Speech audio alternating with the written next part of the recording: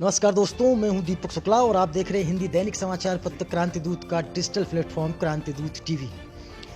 लखनऊ में आज सर्दी है, लेकिन राजधानी में राजनीतिक पारा चरम पर है। जहां कांग्रेस ने अपने 125 उम्मीदवारों की लिस्ट जारी कर दी है, वहां वो भारतीय जनता पार्टी ने भी पहले और दूसरे चरण की लिस्ट जारी कर दी है।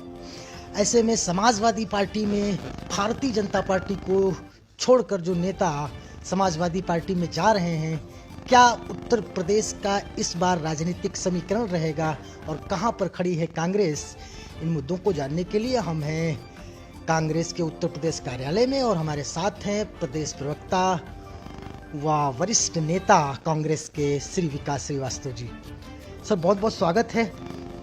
लिस्ट जारी करने में आपने सर बाजी मार ली, जबकि उत्तर प्रदेश में कहा जा रहा है कि कांग्रेस इस बार वो कमाल नहीं कर सकती है जो सोच रही है प्रियंका गांधी जी के नेतृत्व में। देखिए, उत्तर प्रदेश में कांग्रेस प्रमुख विपक्ष की भूमिका में है। 32 साल हो चुके हैं। गैर कांग्रेसी सरकारों ने उत्तर प्रदेश का औद्योगिक विकास और जो ताना बाना था पूरी तरह छिन्न भिन्न कर दिया। नफरत और विघटन के बंटवारे की जो राजनीति उत्तर प्रदेश में पिछले 32 वर्षों में हुई, उसमें सबसे ज़्यादा अगर पिछड़ा है तो उत्तर प्रदेश। देश के सभी राज्यों में सबसे ज़्यादा औद्योगिक रूप से, आर्थिक रूप से, सामाजिक रूप से अगर पिछड़ा प्रदेश के तौर पर आज दिखाई पड़ रहा है तो उत्तर प्रदेश। कोरोना मिसमैनेजमेंट की दोनों लहरों को देख लीजिए। पहली लहर में प्रधानमंत्री ने लोगों ने दिए जलवाने की, लाइट जलवाने बताने की बात कर रहे थे, और दूसरी लहर में लोगों को अपने परिजनों की लाशें जलानी पड़ रही थी। इस तरीके का मिसमैनेजमेंट और युवाओं के साथ छलावा, और देश की सबसे ज़्यादा शर्मनाक बात है कि उत्तर प्रदेश में महिला शोषण, महिला अत्याचार, महिला अपराध में नंबर 1 है। इन सारी बातों को, आंकड़ों को देखने के बाद, और आपने देखा संसद की प्रविष्ट समिति ने इस बात को माना, बेटी पढ़ाओ बेटी बचाओ जो अभियान था उसका 79% जो धन अवमुक्त किया गया, वो सारा का सारा पैसा केवल मोदी जी ने अपनी मीडिया मैनेजमेंट और प्लानिंग और इवेंट और हेडलाइन मैनेजमेंट में लगाया। भारतीय जनता पार्टी ने जो अपने वादे किए थे मैनिफेस्टो में, वो सारे के सारे कोरे साबित हुए हैं।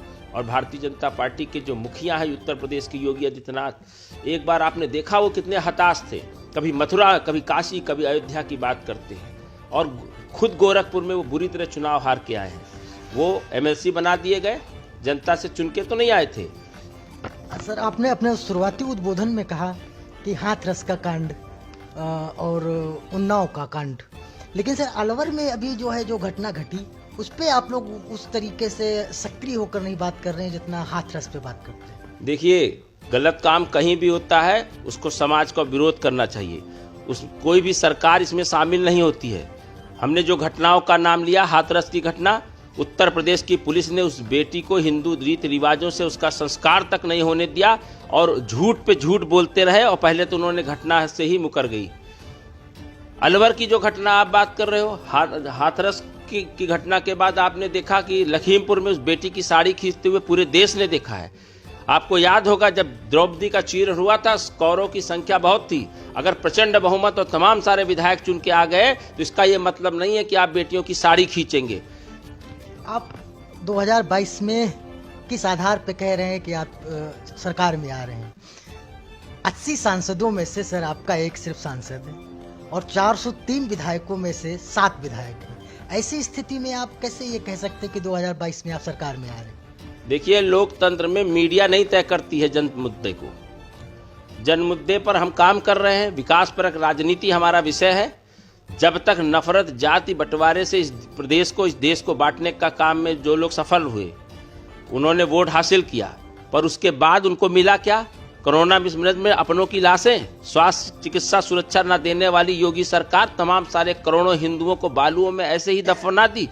उनको मरने के बाद भी एक उचित सम्मान संस्कार नहीं मिल सकता है। जिस गंगा माँ की सफाई के नाम पर 20,000 करोड़ का छलावा करके उत्तर प्रदेश और देश की जनता को ठगा गया, जिस राम के मंदिर की बात करते हैं, वो राम का मंदिर 32 सालों के अदालती संघर्ष और भारतीय संविधान की मजबूती की वजह से मिला।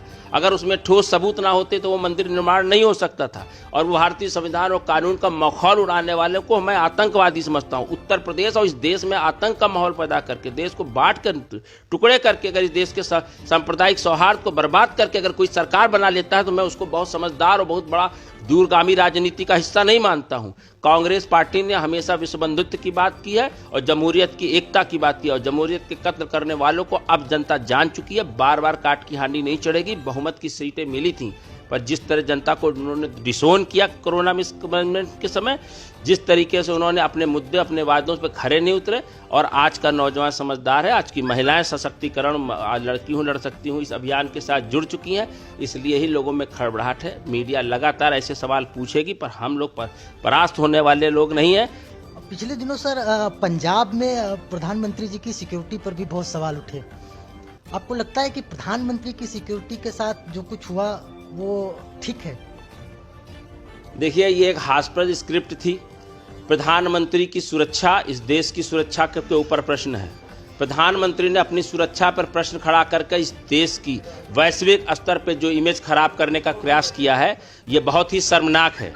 उनको सोचना चाहिए कि एक मुख्यमंत्री, एक दलित मुख्यमंत्री जिसने अपने सारे दायित्व का निर्वहन किया, उनकी रॉ और इंटेलिजेंस का फेलियर वो प्रधानमंत्री की जिम्मेदारी है, गृह मंत्रालय की जिम्मेदारी है, और इसके बाद वो एक छद्म राजनीति कर रहे हैं। एक भी एमएलए उनका भारतीय जनता पार्टी का वहां नहीं है। भारतीय जनता पार्टी का एक भी आरएसएस इकाई नहीं है कि उस पंजाबियत के बीच में अपना नफरत विघटन बंटवारे की राजनीति कर सके। पंजाब ने हमेशा संघर्ष किया है, पंजाब ने जो में है, और उस पंजाबियत के ऊपर प्रश्न चिन्ह खड़ा करना, एक दलित मुख्यमंत्री को कटघरे में खड़ा करना, सबसे पहले प्रधानमंत्री को अपनी सुरक्षा को देखना चाहिए और भारत को वैश्विक स्तर पर अपमानित करने का काम नहीं करना चाहिए, क्योंकि विदेशों में भी जाते हैं। गुजरात में राहुल गांधी गए थे, विपक्ष के नेता थे, उनके ऊपर भारी भारी पत्थरों से बरसात करवाया भाजपा के सरकार वालों ने, और इसके बावजूद हम लोगों ने उसको इतना मुद्दा नहीं बनाया। लगातार अपने ही दिल्ली सरकार में प्रधानमंत्री का काफिला एक बार जाम में फंस गया था। अपनी ही आवाम से डरने वाले कौन लोग हैं?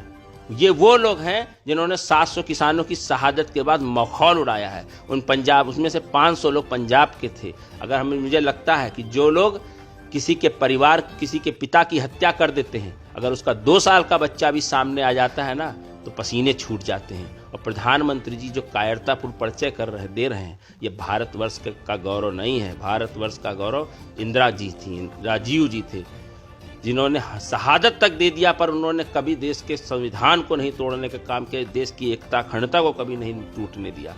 और प्रधानमंत्री का छद्म राजनीति और वोट के लिए, और पंजाब में तो बुरी तरह नाकाम हो चुके हैं, वहाँ तो घुस ही नहीं सकते, क्योंकि ईमानदार और मेहनतकश लोगों को ये विघटन और बंटवारा नहीं कर सकते हैं। पर उत्तर प्रदेश में इन्होंने बेरोजगारी, गरीबी के आड़ में इस देश के भोले भाले नौजवानों को, इस प्रदेश के नौजवानों को गुमराह करके कई बार इनकी रोटियां सेक चुकी है, और रोटी फिर से सेकने की कोशिश कर रहे हैं, जो अब सफल होना तय है। और 10 मार्च इस प्रदेश की विजय होगी, क्योंकि पिछले 32 साल से ये उत्तर प्रदेश हार रहा है। सरकारें कोई भी बन रही हैं, पर लगातार जनता भ्रमित है। बार बार उनको हर 5 साल के बाद सरकार को पलट रही है। बसपा आती है, सपा आती है, लॉ एंड ऑर्डर के मामले में लगातार फेल होती है। भारतीय जनता पार्टी भी कई बार अवसर पा चुकी है, लगातार धोखे की वजह से पीछे उठती, पर नई पीढ़ी के बीच में नफरत बंटवारे की जो बीज बोते हैं, उससे इनको कुछ वोट तो जरूर मिल जाता है। पर अब इस सोशल मीडिया का युग है, ये वर्चुअल युग है, और अब लोगों को पता है कि क्या किया है भारतीय जनता पार्टी ने, और इस बार तो उनके हर हथकंडे फेल हुए हैं। और हथकंडे फेल होना ही इस देश की जागरूक नौजवानों, महिलाओं, दलितों, किसानों, अल्पसंख्यकों का जो फैसला है, वो आदरणीय प्रियंका गांधी के नेतृत्व में है, कांग्रेस पार्टी के साथ में। कितनी सीटें ला रहे हैं सर? देखिए, हम ज्योतिषी नहीं हैं, पर हम विषय परक राजनीति कर रहे हैं, विकास परक राजनीति कर रहे हैं। हमने मुद्दों पर बात किया है।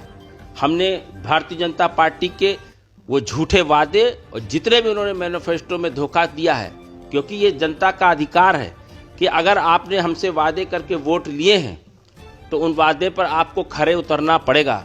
और जब आप हमसे दोबारा चुनाव में आए हैं, तो आपको ये बताना पड़ेगा कि आपने कहाँ नौकरियाँ दिया। 4.5 लाख नौकरी का वादा करते हैं, 70 लाख नौकरी का वादा किया था, और जब आरटीआई लगाई जाती है तो उसका जवाब नहीं देते हैं। नौजवान जब सड़कों पे आता है तो उसकी रीढ़ की हड्डी तक तोड़ दी है।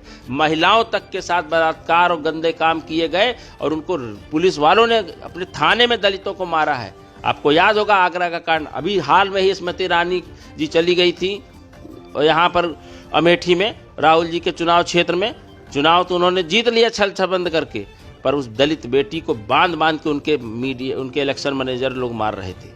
ये संदेश जाता है कि ये इनकी जो कुत्सित मानसिकता है, दलित विरोधी, युवा विरोधी, छात्र विरोधी, इसके खिलाफ अब जनता लामबंद है। हमारा जनता से गठबंधन है, जनता को ही फैसला देना है। जनता का जो भी आदेश होगा कांग्रेस पार्टी उसको स्वीकार करेगी और हमें विश्वास है कि जनता कांग्रेस पार्टी को पूर्ण बहुमत की सरकार बनाने का अवसर देगी। बहुत बहुत शुक्रिया हमसे बात करने के नमस्कार। लिए। ये थे विकास श्रीवास्तव, जिन्होंने सीट की संख्या तो नहीं बताई, लेकिन विश्वास जता रहे हैं कि 2022 के विधानसभा चुनाव में कांग्रेस 32 साल बाद उत्तर प्रदेश की सत्ता पर फिर से काबिज होगी। मैं दीपक शुक्ला किसी और कार्यक्रम में फिर मिलूंगा। नमस्कार।